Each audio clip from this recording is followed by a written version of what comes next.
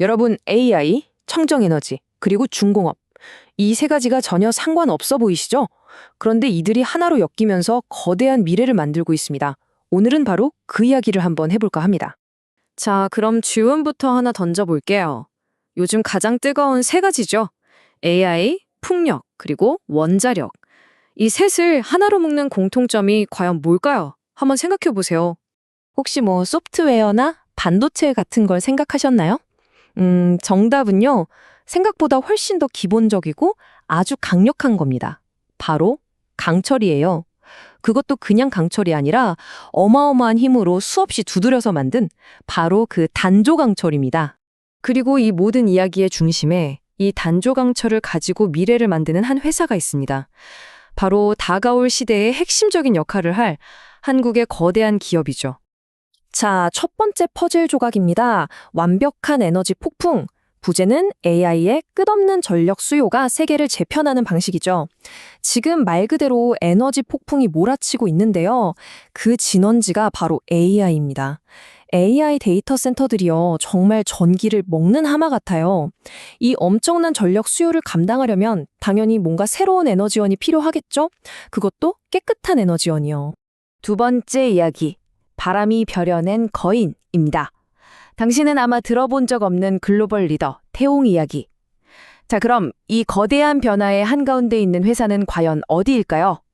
갑자기 회성처럼 등장한 그런 스타트업이 아니고요. 아주 오랫동안 묵묵히 한 길만 걸어온 그런 노련한 거인 같은 회사입니다. 이 회사의 역사를 보면요. 1981년에 아주 작은 공업사로 시작했습니다. 그리고 수십 년 동안 진짜 뚝심 있게 단조 기술 하나만 팠습니다. 강철을 두드리고 또 두드린 거죠.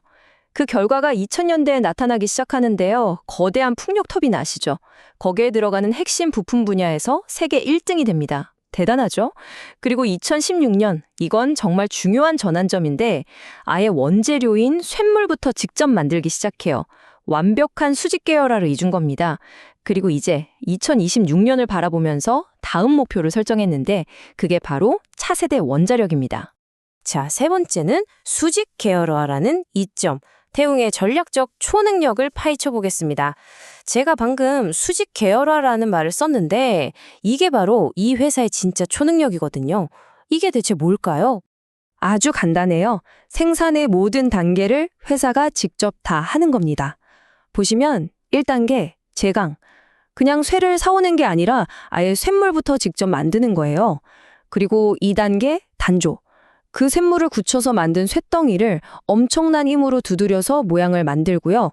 마지막 3단계, 가공. 그걸 아주 정밀하게 깎아서 최종 부품으로 완성하는 거죠. 처음부터 끝까지 A부터 Z까지 다 책임지는 겁니다.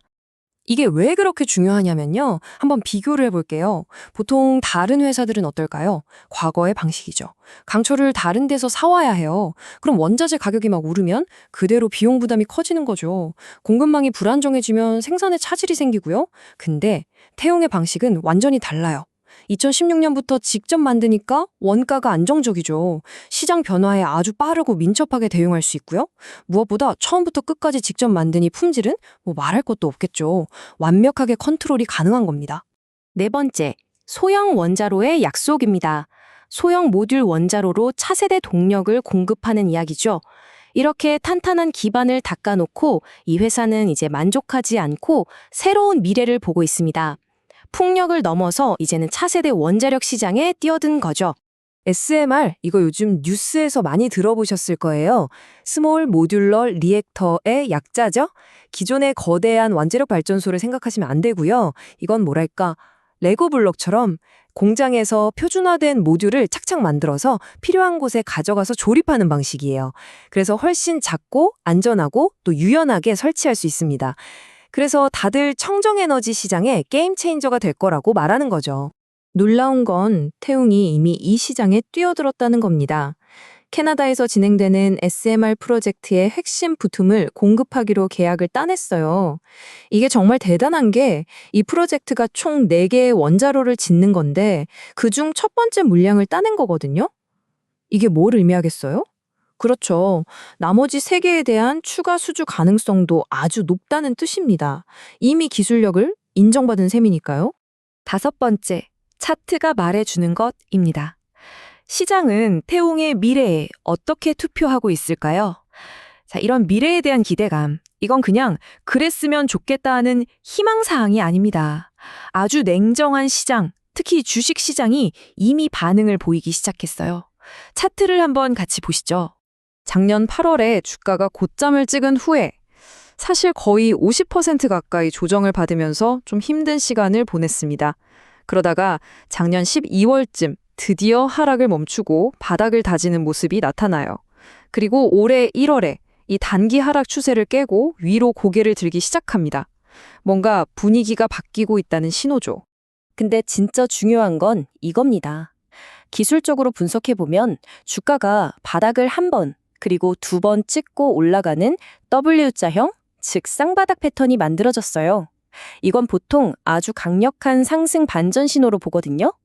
근데 더 놀라운 건 이 쌍바닥 패턴이 만들어지면서 무려 14년 동안이나 뚫지 못했던 거대한 장기 하락 추세선을 돌파해버렸다는 겁니다. 이건 정말 의미가 크다고 볼 수밖에 없죠.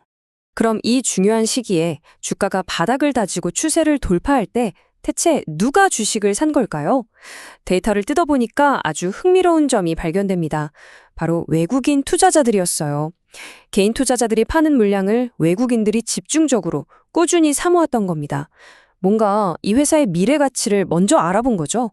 이런 기술적 신호 그리고 수급 상황을 종합해서 시장 분석가들은 목표 주가를 36,000원까지 보고 있습니다. 그만큼 상승에 대한 기대감이 커지고 있다는 뜻이겠죠. 마지막, 가장 큰 질문입니다. AI가 지배할 세상의 토대를 과연 누가 만들 것인가? 자, 이제 지금까지 나왔던 이야기 조각들을 하나로 모아보겠습니다. AI, 풍력, 원자력, 그리고 이 모든 걸 빼뚫는 단단한 강철. 태웅이라는 한 회사의 이야기가 우리에게 보여주는 더 큰 그림은 뭘까요? 한번 정리해볼까요? 문제는 명확합니다. AI가 어마어마한 양의 깨끗한 전기를 필요로 한다는 것. 해결책도 보이죠. 바로 대규모 풍력 발전과 SMR 같은 차세대 원자력입니다. 그런데 이 두 가지 해결책 모두에게 반드시 필요한 게 있어요. 바로 거대하고 아주 튼튼한 고품질 단조강철 부품입니다. 그리고 이 시장의 핵심 플레이어, 바로 태웅이 있는 거죠. 원재료부터 완제품까지 이 모든 걸 할 수 있는 독보적인 수직 계열화라는 무기를 가지고서요. 자, 그래서 마지막으로 이런 질문을 던져보고 싶습니다. 우리는 모두 인공지능이 바꿀 세상을 이야기하잖아요? 근데 그 화려한 디지털 세상의 밑바닥, 그 거대한 인프라를 떠받치는 물리적인 토대는 과연 누가 만들고 있을까요? 어쩌면 미래 시대의 진정한 힘은 눈에 보이는 코드를 짜는 능력뿐만 아니라 보이지 않는 곳에서 가장 단단한 쇠를 두드려 세상을 만드는 그런 능력에 달려있는 건 아닐까요?